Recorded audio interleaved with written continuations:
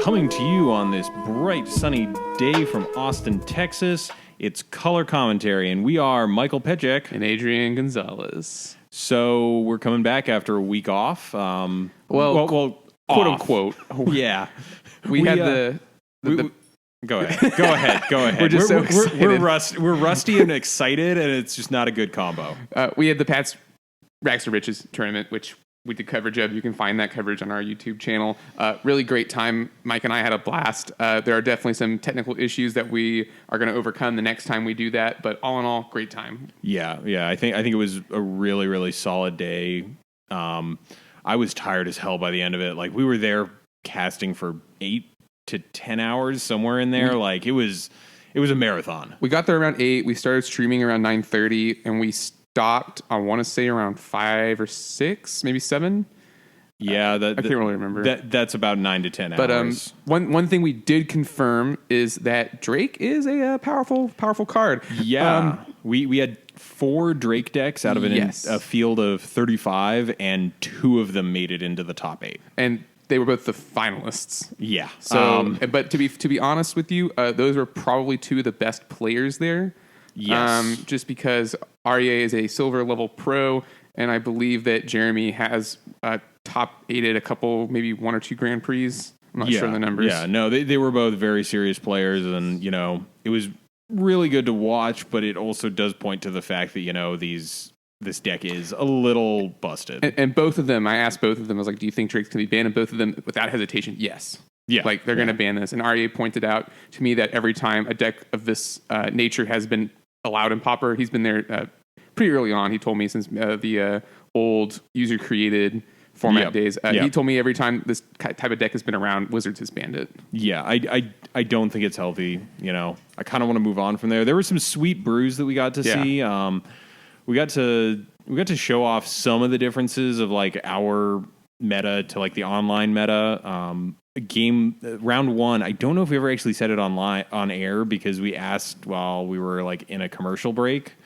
There was a card, Deja Vu, from Portal that got used. It's a sorcery, 2 and a blue, and return an instant or sorcery from your graveyard to your hand. And I had actually never seen that card, to the point where we were both sitting there dumbfounded trying to figure out what on earth just happened. And we also, I believe you interviewed Nathan about teachings with Thorn of the Black Rose. Right. Yeah. So some pretty sweet tech there. Yeah, so we went to F&M this week. I played Pig Trinket, you played Affinity. Things went as expected. I have 3 1s, Mike 0-4'd. No, 1-3'd. You 1-3'd? Okay. Yeah. So the most interesting part of the night was my first round opponent was Aaron, and he was on One Land Spy. Yep. He won He won against you. me. Yeah, he won his match against me. I don't have early game interaction, and I couldn't mull into a Nihil Spellbomb quickly enough. Right. So, I'm not too angry about that one. But it was cool to see the deck in play. He was using the version that has the Infinite Loop main board with Disciple of the Vault and Conjurer's Bubble. Yep, and then he boarded into the thing that I couldn't interact with outside of Nihil Spellbomb, the Haunting Misery, and also boarded into Ingot Chewers. Yeah, he brought this in for me too. Yeah, shocker. But no, pretty good time. We had a lot of Drake decks this week, and we're gonna touch on it very, very briefly. Because it's not really part of the podcast, but Mike and I are getting into Pokemon. All right, moving on. Yeah, no, our LGS has started doing Pokemon card game events as well, and we're reliving. We're already thinking about a peasant version that we could possibly play. We're reliving middle school, actually grade school. I'll be honest with you, I got started in Pokemon. Like, that's where my first love for trading card games started. I used to trade Magic cards for Pokemon cards. In retrospect, don't know if that was a good idea. I don't really remember what I traded. I had like Starter 2000. I traded a bunch of those cards for Pokemon cards. You're probably actually, if I remember correctly, Starter 2000 is ridiculously priced because it was underprinted. So you may have lost out in the long run, but I had that sweet foil rocks for a long time. I love that card. Yeah, it's just a rhinoceros with a club. It's awesome. Yeah, and they still make Roxas. They're on Alara. Yes, they're still a creature type, but this card was just called rocks. Yes, and it's got that weird, like, it can deal damage as though it weren't blocked, right? I don't know, something. It's a weird card. They really liked those for the starter sets for some reason. All right, well, first off, we got to get to a deck tech. We have had so many requests for this since we showed it on camera. We're talking about Esper Tortex. I think at this point I have had like legitimately 6 or 8 people ask about this deck and when they can get a list for it. Well, so my theory behind this is Tortex is sort of one of the pet decks of the format. Definitely. You know, people love Tortex. Yeah. Then you know what? That's your prerogative. Well, I mean, it's an engine-based deck that doesn't really have like a set list, and I think people are intrigued by the fact that there's got to be a solution, right? Like, there's got to be a better version of this that we could throw together, and this one has a lot of stuff in it that appeals to me. Yeah, this is definitely one of the better, if not the best, Tortex list I've seen. Well, so I was talking with Jake, and he said that he brewed this up after actually listening to one of our episodes where he covered the Mardu version. Which, because, interestingly enough, was also at F&M last week. Yeah. But he basically said, you know how we mentioned it's just a bunch of value creatures, and you're playing Tortex kind of incidentally? This deck kind of applies that as well. Like, it's just playing a bunch of really good value creatures that get better when you can start looping them with Tortex. So let's get into it. So first off, we got 3 Auramancers, and if you watch the stream, you know that there's something else here. Right. So the 3 Auramancers, there's definitely an enchantment sub-theme in the deck. Not only does it get back Tortex, but there are also some single shot enchantments that it gets back. We'll get to Auramancer. Auramancer is a very, very interesting beast in this deck. 1 copy of Cephalid Sage, the recently downgraded in Eternal Masters. It is a 2/3 for 4, I believe. But it has Threshold. When it enters the battlefield, you draw 3, discard 2. Yeah, and Mike said this wasn't going to be a thing, and I said it might be a thing, and Mike was like, "It's not going to be a thing," and yet here it is. I was actually the one who suggested it to him. I'm not even going to lie. I was like, maybe you might want to do this because it works really well in a graveyard-based deck. It's pretty much just a repeatable draw 3, get stuff you want in your bin. Right. We got 2 copies of Crypt Rats. Obviously, you need to be able to clear the board every now and then. It could be a finisher, too. Yes, can be a finisher if you start recycling it. 2 copies of Fume Spitter. It's really, really good against Delver, it turns out. And Elves. Just being able to targetedly remove any X1 at instant speed and being able to not have to fight through counter magic to do it is really good. We got 1 copy of Gurmag Angler. The beatdown. Yeah, I feel like this is kind of an obligatory inclusion in a lot of the Tortex lists. It's just it's good. Your graveyard's usually full, and there's usually stuff in there you don't want to get back. Right. 2 copies of Lone Missionary. Able to loop them for 4 life. I'm looking at the list. He does forgo the uncastable Golgari Brown Scales, and I think that the 2 Lone Missionaries are kind of the reason why. They're also an efficient life gain engine. They're a little bit easier to interact with than the Brown Scale loop, but it also means they're not a dead card. Like a 2/1 for 2 is not the worst body. One thing I would point out to you about Golgari Brown Scale is that since you're dredging it, you always have a creature in your hand for Tortex, whereas with Lone Missionary, that might not always be the case. Yeah. So I would like to point that out. Yeah, I think it's mainly just the fact that it's castable. Right. Versus just having this card that exists only for this silly 2-life shenanigan. We got 4 Muldrifters. Again, very good reason to play blue. Turns out that card is just very good. Like, it's almost the face of our format too. Like Muldrifter just goes in so many decks. For a mid-range deck, definitely. Like if I think like mid-range and Pauper, the first thing that pops to mind is, all right, where are you putting your 4 Muldrifters? And how many other blue cards are you playing to complement them? Muldrifter is just, it's an incredible card. It's just an incredible card. It's awesome. Yeah. We got 4 Squadron Hawks. Really neat interaction with Tortex because, if you need to get a bunch of stuff back, you can Squadron Hawk, and then you've got 3 things to pitch. Right. Also, it's just, as people joke, Ancestral Recall on a body. It's a card that draws you 3 cards, right? It draws you 3 copies of itself. Yes. Calling it Ancestral Visions is a little ambitious, in my opinion, but I do understand why people make that connection. Then next up we got 3 Stinkweed Imps, kind of the perennial big dredge effect. Also very good against Delver because it does have that pseudo death touch. Yeah, it's a great blocker. Yeah, it blocks for days. It can get in for damage as well. It's almost impossible to kill. Yeah. And then 2 Wretched Gryphs. Wretched Gryph is the 7 mana one with Emerge for 5 and a blue. 3/4, sorry. And when you cast it, you draw a card. I mean, again, you're in a graveyard-based deck. Like, sacking the creature's not such a big deal, and you can Mull Drifter into this, which is pretty sweet. So just to recap, we have only 1 4-of, or 2 4-ofs, which are Mull Drifter and Squadron Hawk, and then we have a bunch of utility creatures. Yeah, and lands pretty much what you'd expect. We've got a nice mix of, the gain lands, a couple of the Karus, some Evolving Wilds, which is kind of interesting to me. I'm not sure. Well, there's 8 basics, so yeah, there are 8 basics. Yeah, no, I guess that makes sense to me. But yeah, pretty standard land suite. I'm kind of surprised. I kind of might like to have the one of Bojuka Bog in there. Bojuka Bog is a good card. Yeah, I mean you're already playing what? 3 bounce lands in this list, so you're going to get to use it again. Now we move on to the enchantment suite, and this is pun fully intended, actually sweet. So we got 2 angelic renewals, and this got to get shown off a lot on our stream. Angelic renewal is 1 and a white, I believe. It's an enchantment when a creature you control dies, when a creature you control dies, you get the option to sacrifice the angelic renewal and return the creature to the battlefield. So this is an infinite loop with Oromancer. Yes, it just gives you a 2/2 that blocks forever.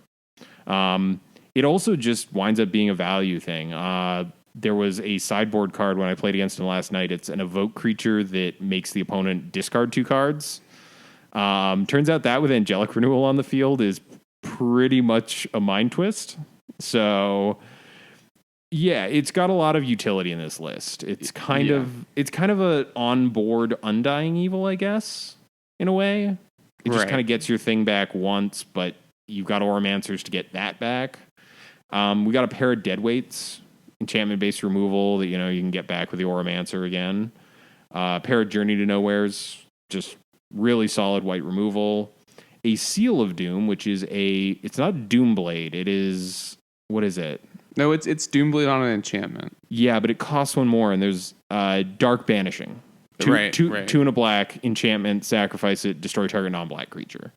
And then, of course, 4 Tortured Existence. So this seems like a pretty sweet toolbox, yeah? Yeah. I mean, lots of neat effects that you can kind of abuse with the Oromancer. I would like to point out, there's also 3 sorceries, a Chainer's Edict, and 2 Deep Analysis. Yep. I would like to point out this deck is a little soft to Drake mainboard.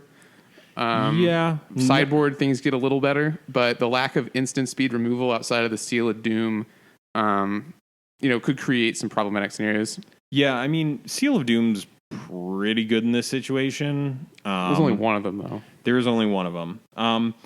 There is also the Crypt Rats. You can do stuff with that. Crypt Rats is very good. But looking at the sideboard, pair of Chainer's Edicts, pair of Choking Sands, Cop Red, another Crypt Rats, pair of Fairy Macabres. And those are definitely in against Drake. Oh, yeah. Actually, just super good against graveyard decks as well. You know, the ability to fizzle opposing Tortured Existences. Well, and also you can get them back with your own Tortured Existence. Exactly. It's very, very strong in this type of deck. Kami of False Hope. Kami of False Hope is the white Spore Frog. It's 1 white for a 1/1. You can sacrifice it to Fog for a turn. Yes, very, very strong. Mournwelk. That's the one. That's the one that just completely blew me the hell out when I played against this on Friday. And I watched it, and it was it's not fun. It looked upsetting. Yeah, but then you pitched Chainer's Edict and Deep Analysis, and I was like, oh, okay, whatever. Yeah, no, it was still pretty rough in terms of just pitching 4 cards is never good. Like, even if every one of them has utility in the graveyard, it's like, this doesn't feel great. We got 2 Seal of Cleansing. That's the disenchant as an enchantment. And 1 Wispmare, which is a evoke creature that blows up an enchantment on ETB. Right.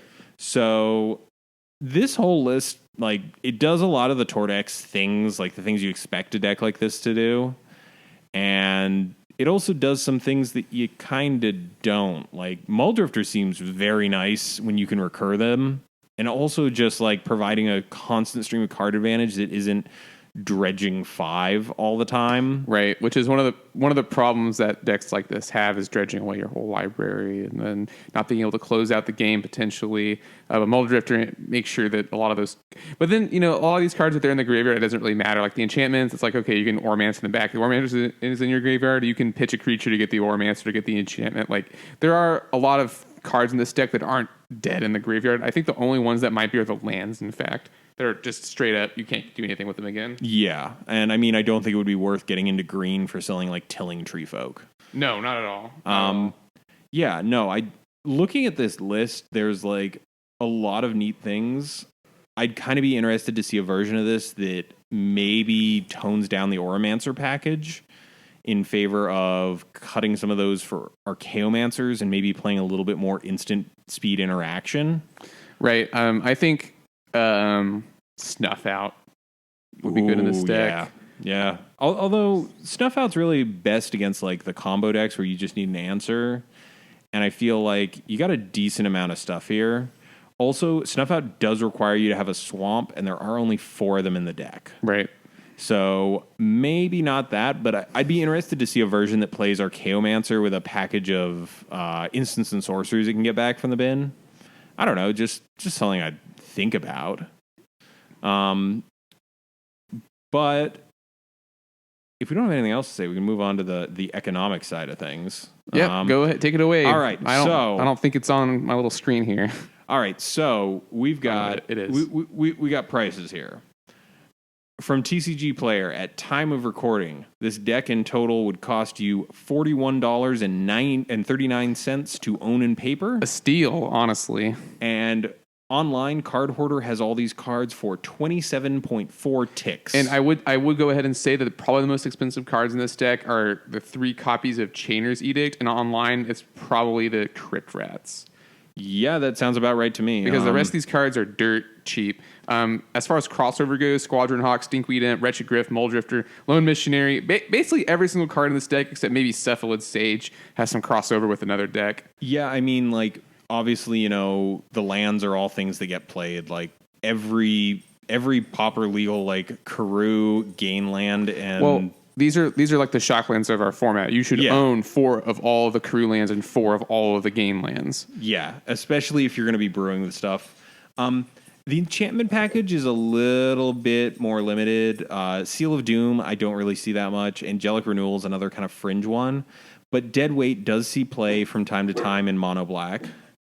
And Journey is a sideboard card for mini decks, and then Tortured Existence, of course, if you're building more Tortex decks, you know, get 4 copies of Tortex. Yeah, Chainer's Edict and Deep Analysis are both, you know, format staples. I'd definitely say, like, you can't go wrong with those. And a lot of the sideboard cards here, except for Kami of False Hope, Mournwelk, and Wispmare, I've seen before. You know, like, Choking Sands goes into mono black, Chainer's Edict goes into mono black, Cop Red goes into almost any white deck. Fairy Macabre goes into a decent amount of decks as a sideboard card. Yeah, you don't even have to be in black to play Fairy Macabre. And I see Seal of Cleansing from time to time as a sideboard option for white decks. So honestly, you know, if this sounds like it's up your alley, I'd pull the trigger on it. Like, it seems like a pretty sweet version of Tortex, and on top of that, none of these cards are, like, only going to see use in this deck. So I definitely think, I would say, if a graveyard deck appeals to you and, you know, you're looking for something new, if you're already on Tortex, this deck is probably going to be very cheap also. You probably already own most of these cards. Yeah, definitely. So moving on. So we're returning to a segment that we started last week, and I think we've decided we're calling it the Maybe Board, where we talk about cards that are super sweet but don't really have a home yet. You wanna lead us in for what this week is? Sure. This week in the Maybe Board, we have Coiling Oracle. So it is a 1/1 for a blue and a green. It is what is it? It's a snake. It's a snake elf druid. Maybe. Druid? I don't know. It's got 3 very disparate creature types. Yeah, it's like a snake. I'm pretty sure it's a snake elf druid. But the important part is when it ETBs, you reveal the top card of your deck. If it's a land, it goes into play. If it is a non-land, it goes to hand. Right. So either it's a ramp spell or it's a draw spell. And I will point out that Andrew Webb's Bant Drake deck that we did get on camera is playing this card. So I really like it. It seems like it's all upside. What's the catch here? That it's blue and green, right? Like, we have here a link that's Elvish, a note that it's Elvish Visionary plus. But Elvish Visionary is green and 1, so it goes in Elves. Elvis doesn't play this card because it is blue in the casting cost. Yes. And typically those lists only have like 13 lands. I mean, I guess you could play it because you have Birchfloor Rangers, but I feel like more often than not, this card is going to get stuck in your hand. Yeah. And as you said, like, blue-green just isn't a color combination that sees a lot of play. Earlier this year, there was it this year or was it late last year? There was that Simic Evolve deck that put up some 5-0s for a while. I don't even know what that deck is. Did it play this card? I think it might have. But even then, it's like, it's not really contributing to your game plan. So it definitely kind of fits that spot of like, this is sweet, but I don't want to be forced into playing these 2 colors. Yeah, I mean, I think that it could go into the Simic Emerge deck easily. Yeah. Like, it's kind of sweet there. Yeah, I mean, if you're sacking it for 2 mana off and like maybe getting some ramp, that seems okay. But it does not go into the UG Madness deck, or not Madness or Threshold deck. That's what I'm trying to say, because it just doesn't do a whole lot. That deck's creature slots are dedicated to its threats, which are Mongoose, Bear, and Delver. Yeah, I don't know. It seems like it should be all upside because we are very much a format that cares about creatures that are decently priced with a sweet ETB effect. Maybe in your Sultai Tortex list, this could be a thing. Yeah, I could see that. I mean, I don't know. It does have some like weird issues where like if you cast this dude on turn 2 and you hit a Karoo land, you might be over 8 cards in hand. Right. Like, there's some slight awkward aspects to it, and also that 1/1 body it dies to everything. Yeah, it does give you a nice chump blocker, though. Like, even a 1/2, I would feel much better about this, because then it's at least, like, holding back an unflipped Delver, or, slowly eating away at your opponent's board if they're on White Weenie. There's just... The 1/1 kind of just always is going to die really quickly. But like, it is such a sweet card, and I think we just go back around to the fact that bleed green is not really an archetype, or if it's a fringe archetype in 2 decks that are fringe decks and don't play this card anyway. Yeah, and I mean, like, the only other like blue-green deck I can think of is the Arcane Splice combo, and it doesn't want this. Right. So I think that this deck would find a home if Sultai Tortex was a thing, which as we just touched on the Esper one, why not? You could cut the Oromancer build, which is the main reason that deck feels like it's in white anyway. And instead what you could do is you could go back to playing local gray-brown scales. You could play all the good dredgers. You could play this card. Yeah. You could play the Muldrifter package. But then I don't know why. Like, even if you're Sultai, I still don't know why you would play this card, because that deck doesn't really care about ramping, nor does it really care about drawing cards. See, I could see this finding a home in some sort of like mid-range deck that's not even really seeking to abuse it that much. It's just looking for, I need a blocker early, and this will ramp me into my late game a little bit quicker. I know right when Drake showed up, there was that blue-green list that Alex Ullman put out there. he was running these because you wanted to get to 5 mana as quickly as possible. Right. And so in that instance, and the same as in Webb's Bant Drake deck, then it's good because then it's ramp and that deck wants card draw and wants all of its creatures to do something. And so what Webb was doing is he was flickering it also because he was playing the other one, not Ghostly Flicker, the one with flashback, Momentary Blink. Yeah. So I don't know. It just seems like one of those things where this card is sweet all around. It just doesn't have a good home for it. And the decks that can already play it kind of don't need it. Like, Elves doesn't need another draw 1 effect. It needs another Distant Melody. Are there other blue elves is my first question. The second question is, what if we forego the fact that it's an elf entirely and instead we look towards maybe some sort of green-blue snake deck that also plays Sakura Tribe Elder and this card for ramp, and then maybe its payoff card is that Orichi Leaf Caller? Yeah, where it converts mana, and then you play this in. See, that's where I stop. Yeah. Like, what are you gonna do with that mana? There's no payoff for Snake Tribal. There's a reason the only tribal decks we ever really see are elves and goblins. Okay, here it is. Could you play this card in Freed from the Real? Or does that card care too much about its defenders? Well, there's the build of it that runs no creatures, and it works off of Wind Zendikon and Lifespark Spellbomb to animate a land. Mm-hmm.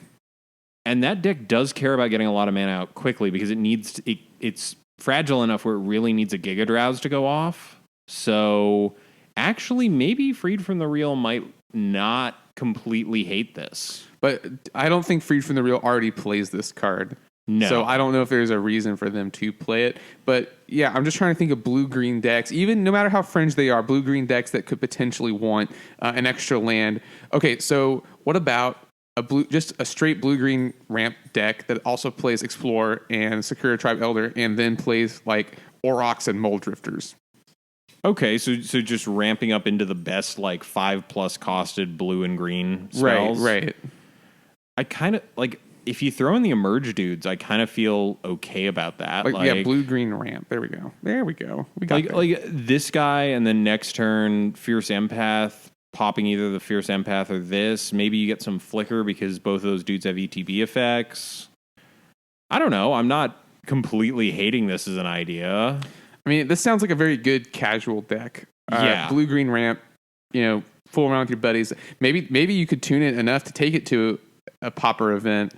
So I mean, blue-green ramp definitely has decent targets for it. I know that it's pretty popular as like the blue-green archetype in a Pauper cube, mainly because blue-greens never had like a very consistent identity as to what it does. This card is awesome in cube. Like that's This card in blue-green and cube is I would totally pick this up if I was in blue-green and cube. Yeah, not like first pick. I feel like I wouldn't take this card to get into blue-green.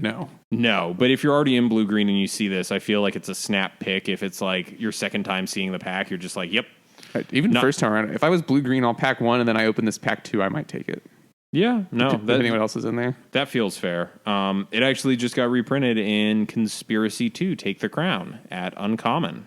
Nice. For note. So Stork. yeah, just to kind of close that segment out, doesn't really have a home, could have a home, seems sweet if it finds that home. In fact, let's foster some community interaction here. Why don't some of you, I won't name names, but you know who you are, why don't you email us, colorcommentary@gmail.com. Send us your favorite lists that use this card, and we'll review one next episode. Yeah, definitely. If you, or even if you don't have an existing list and you can brew something up real quickly and show it to us, sure, we'll definitely talk about it. And I'm pumped to see if someone can figure that out.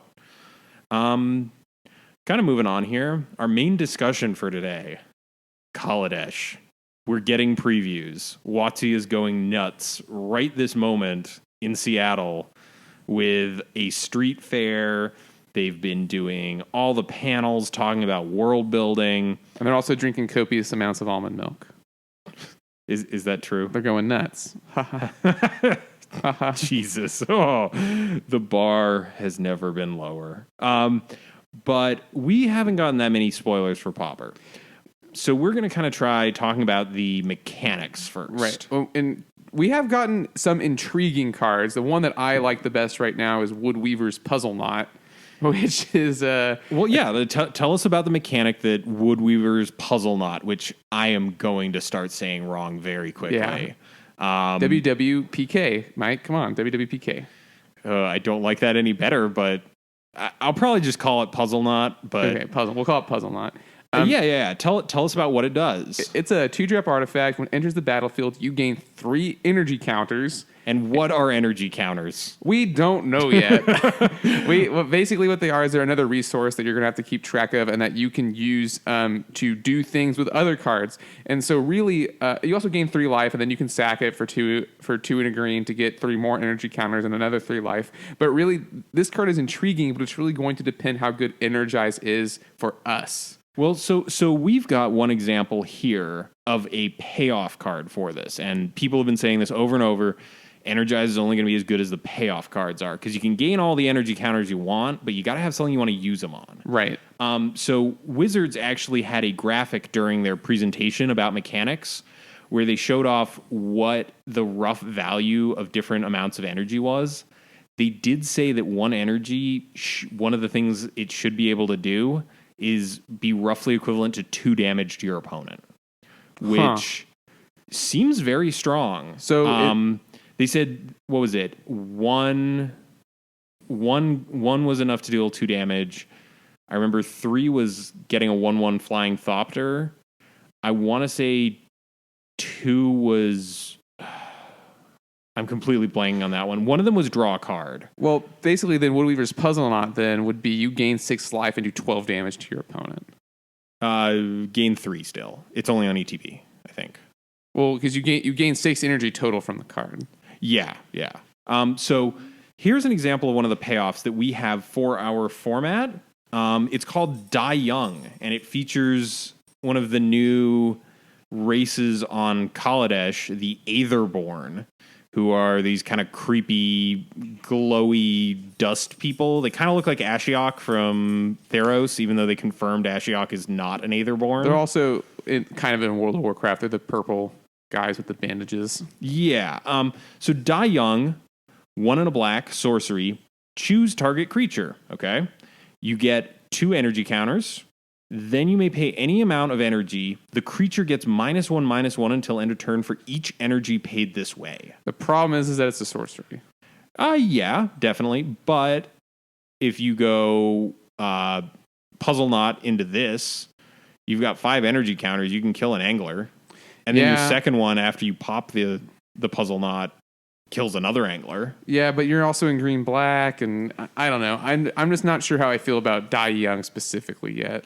Yeah, no, and it's definitely it's the first we've gotten, right? But it looks promising in my opinion. Like, I definitely am looking at this being like, okay, though that's a non-negligible effect. Well, so the other great thing about energy too, right, is that it's a free resource. Basically, you get it by playing cards, and it doesn't require mana to get energy. Like, you play a card anyway to get energy. I think I'm not sure if we're going to see it at Pauper, but I'm thinking we're going to see something that converts mana into energy at some point. Yeah. Well, there's also a card out right now, not in Pauper, where every time you play a land, you gain an energy. Yeah, it definitely seems like it's not going to be difficult to get energy. The main thing is going to be, what do I do with it now that I have it? Like, right. If there's nothing really great or aggressive that you can do with this, I'm worried this mechanic is just going to be kind of a do nothing in our format. Yeah. Because none of the cards they've previewed so far in terms of like getting energy really do much else. There's Live Fast, which is kind of the companion card to Die Young. 2 and a black. You draw 2 cards, lose 2 life. So Night's Whisper. And then you also gain 2 energy counters. Right. So I guess maybe that's Wizards saying like 1 generic mana is roughly equivalent to 2 energy, because comparing this with Night's Whisper, that's what it is. Like, Night's Whisper is 1 and a black. This is 2 and a black. So the only thing this does that Night's Whisper doesn't is give you 2 energy. So maybe that's the exchange rate. Right. But then it's competing with Read the Bones, and I don't know. Yeah, I'm not trying yeah. to be a Debbie Downer here, but yeah, we're really just going to have to wait and see what the payoff cards for energy are, and if they're worth playing these, maybe not as good versions of other cards we already have. Yeah. Next on the list is Fabricate. So Fabricate is formatted as Fabricate and then a number. And what that means is when this enters the battlefield, you can either put X +1/+1 counters on it, or get X 1/1 servo tokens. They're artifact creatures. Right, and this seems sweet. I'm excited for the applications this might have in Affinity, just because if there's a common artifact creature that also makes a 1/1 servo token, like that could be good in Affinity. Mike and I were talking about it, though. It would have to be like a 1 or 2 cost artifact creature, and I'm not sure if they're going to print something that powerful as a common. Yeah, so the big thing about these is, they can either make you go wide or they can make you go tall, but you can't split it up. Like if something has Fabricate 3, you can't go, okay, I'm going to put 2 counters on this and then get a 1/1. Right. So it definitely kind of forces you into these states where you got to pick what's best in the moment. But so far what we've seen of them, a lot of them are at least efficiently costed. There's one that we've seen that is a 2/2 with Fabricate 1 for 2 and a white. So it's either a 3/3 for 3 or it's a 2/2 and a 1/1 for 3. And that's good in limited, sure, but in Pauper, we're going to need something a little better than that. Yeah, I've been telling people, my called shot for this is we're going to see an 0/1 for white that has Fabricate 1. And now, if that 0/1 for white is also an artifact creature, then I could see it maybe being good in Affinity. But yeah. As of now, that's going to be either like Squire or I don't know. It's just not that flashy. Yeah. No, I'm just making the called shot that way people know that I am their prophet and they should bow before me. I mean, don't we all already? Interestingly enough, we did get a confirmation on colored artifacts. There's a mythic.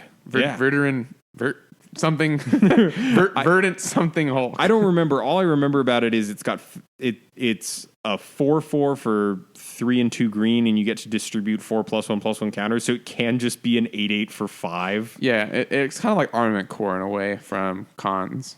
Yeah, but obviously much better because it's not in 3 colors. Yeah, it's just very, very brutally efficient. But I really hope that means we're going to get more colored artifacts because it means they can push the hell out of them. Right, because in that case, we might see W artifact creature make a 1/1 artifact creature. And if we see that, it gets slammed into cyborgs. Like you wouldn't believe. Yeah. And that's good enough in Affinity too. Creating 2 artifacts for 1 card is amazing. I mean, Flare Husk does something similar, but you don't get 2 artifacts out of the deal. You get 2 permanents. Now, here's my question. You play a lot more Affinity.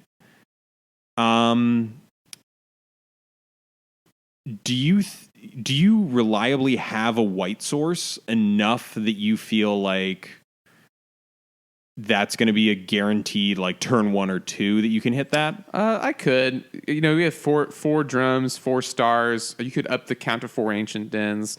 But then like the nut start would be something like, ancient den or card land Springleaf Drum. Then turn 2 you would play that and then free Frogmite. Yeah. And then you tap that for mana. Then now suddenly you 3 mana. And then you cast your Frogmite, and then you have like turn 2 Mirror Enforcers. It just seems like it'd be incredibly busted. So I mean, I'm holding out hope, but no guarantees. Yeah, obviously, like Affinity and like other artifact based decks are definitely the type of decks that are looking out the most for this set. Well, and the reason for that also is that we don't get a lot of new cards. The last time Affinity got new cards was in Scars of Mirrodin. Yeah, it's weird because Affinity is definitely like a strong tier 1 deck, but it very rarely changes that much. You kind of have to wait until you get one of the Artifact Matters blocks. Yeah. Before it actually does anything. So I'm looking forward to it as an Affinity player because now I have 2 sets of things that could potentially go into my deck. Yeah. I mean, I think a lot of players are hoping for stuff for cyborgs, maybe that Grixis Metalcraft control deck. So there's definitely there's a lot of people waiting on stuff. it's unclear as to what we're going to get. But we got one more mechanic to discuss, and that is crew. Crew is also formatted as crew and a number. It's only printed on artifacts with the subtype vehicle. So yes, we've got cars now. Vroom vroom. We can now create a deck called Fast and Furious and have it be completely unironic and a good descriptor.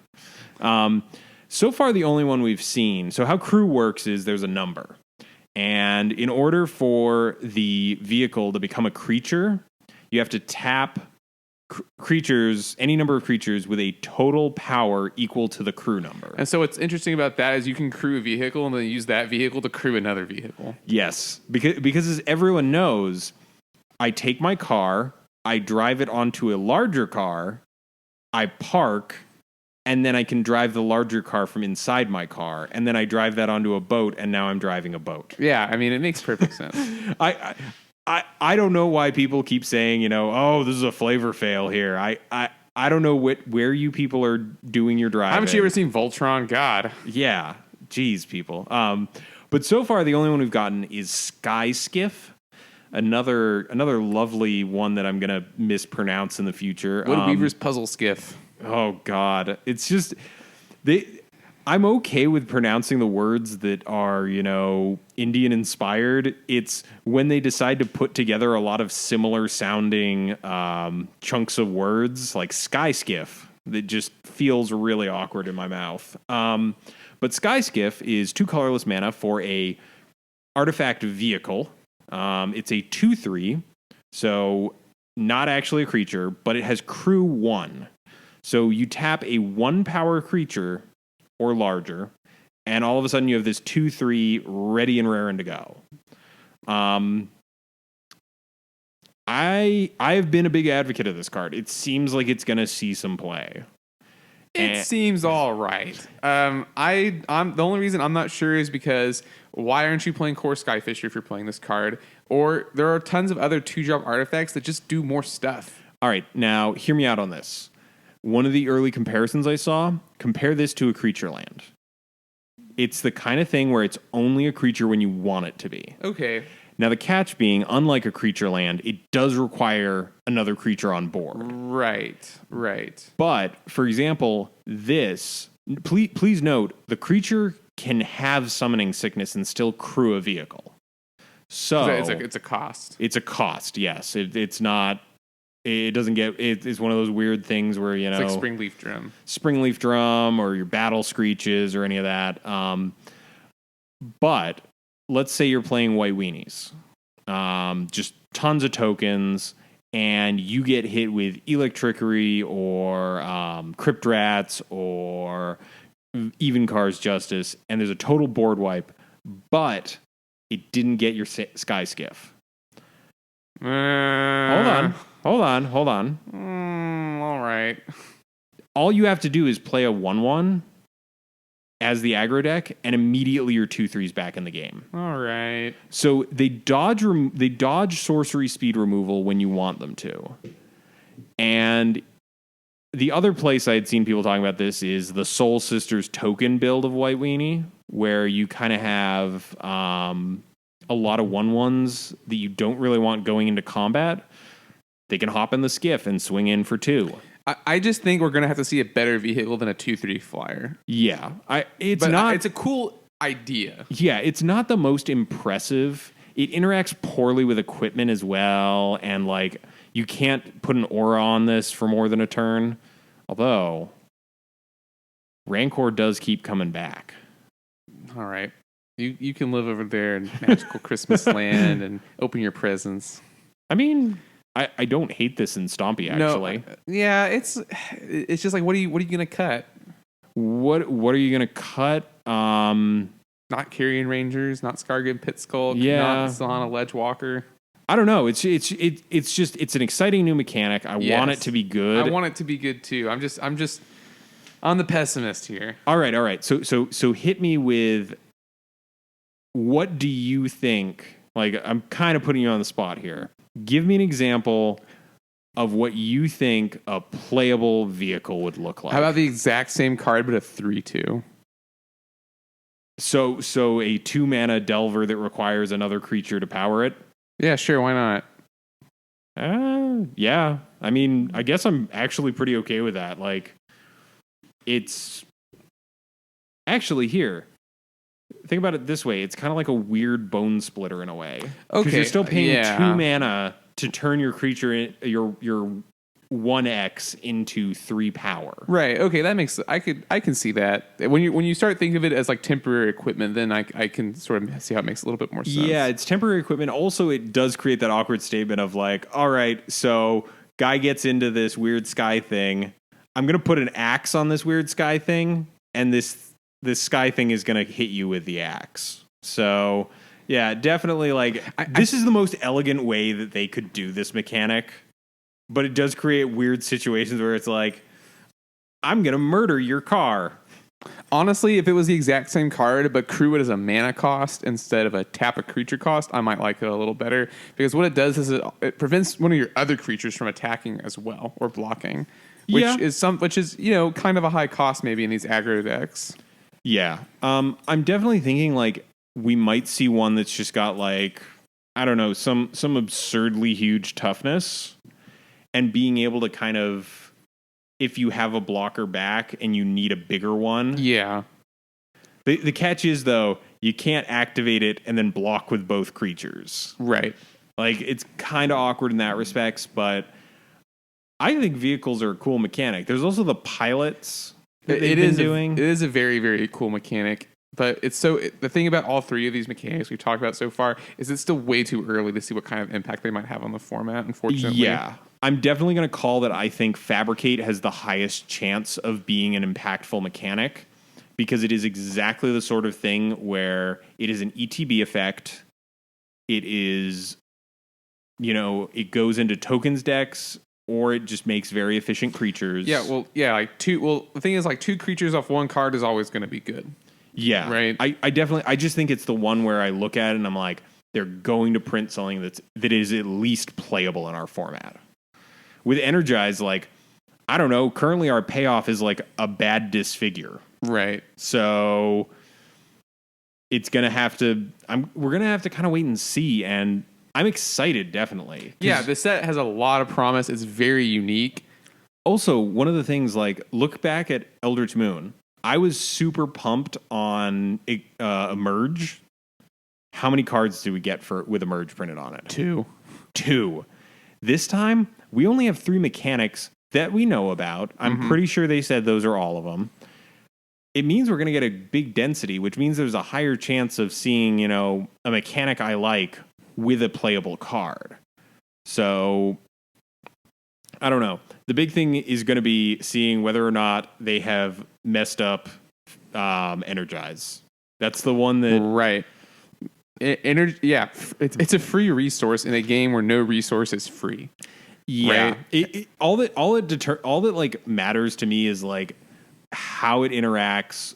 Like, so we've got a spoil. There's a card that's been spoiled. It's a common.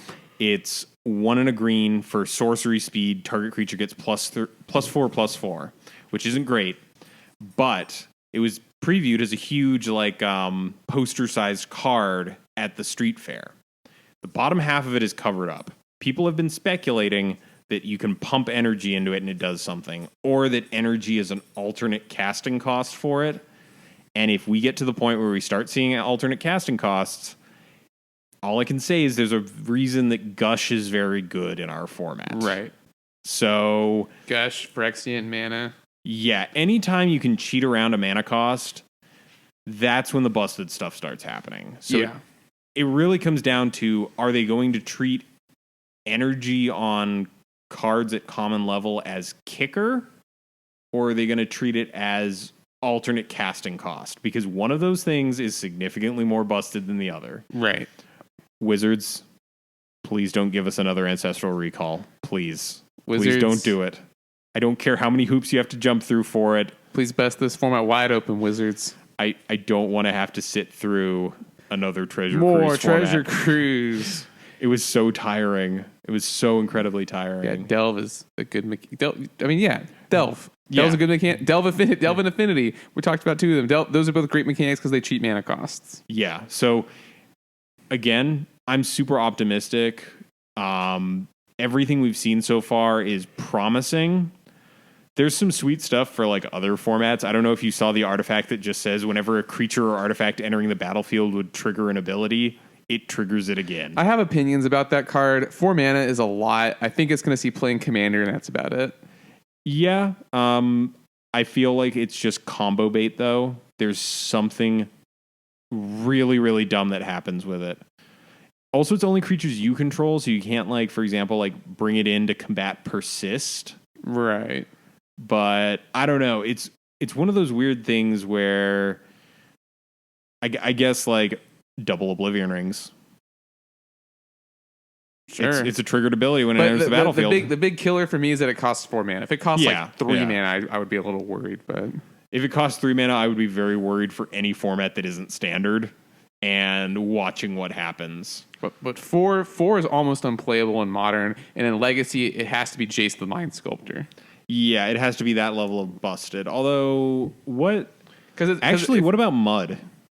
Okay, but then what triggered ETB abilities do we have in Mud? Spine of Ishshaw. All right, I'll give you that one.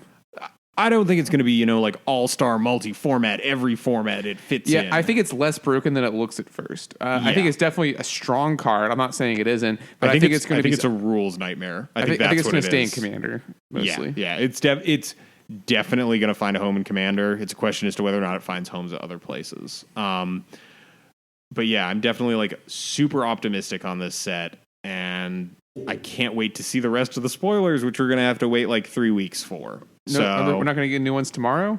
Monday, I mean? I think there's some amount, because, for example, that common card that had the bottom half of it hidden, it did say they were revealing it on Monday. Okay. So I guess... Actually, yeah, I think proper spoiler season starts tomorrow, doesn't it? Sweet. Oh, boy. I'm excited. Me too. As always. We'll be... doing another set review, I'm sure, at some point. Yes. As well as I think we're going to try and do a recap over the Eldritch Moon EMA Conspiracy 2 season, which is going to be awkward because it was 3 sets released over the span of one. But we're going to try and get in there and basically do a recap of the past season of Pauper. See what we already knew. I mean, there's certain interesting observations that can be made, but it's going to be a lot of talking about Drake. It's been a while. We haven't. What card? I don't know what you're talking about. I just have selective amnesia. I have just, every time I hear the word Drake, I just punch myself right in the throat and pass out. That's some kind of dragon, isn't it? I think so. I think some that's sort of sea dragon. Is that what it is? Is that the difference between a drake and a dragon? That's how Magic defines it anyway. All the drakes are blue, basically. Oh, true. All the worms are green. Yeah, and all the actual dragons are red. Or most of them are. Skitherix is a black. Yeah, I was gonna say for actual dragons, I think they're primarily red, but they're all over the color. Yeah, but like green is primarily worms, and I think blue is primarily drakes. All right. Well, I think we're getting pretty close to wrapping this one up. We're right around an hour. Take us out, Adrian. All right. Well, that's all we've got for today. Thanks to Pat's Games for giving us a place to play weekly Pauper, as well as some dope streams. And thanks to Elle for the use of his song Quantitative as our theme music. You can find his music and other great tracks on SoundCloud under the name LLL. Please remember to subscribe to us on YouTube, follow us on Twitter, and like us on Facebook. We're also on iTunes, and if you subscribe there, please leave a written review because it really helps us out. If you have an idea for a discussion topic or a deck list you'd like us to discuss, you can either use the contact form on our website or email us directly at colorcommentary@gmail.com. I'm Adrian Gonzalez. And I'm Michael Petchak. And we're signing off for Color Commentary.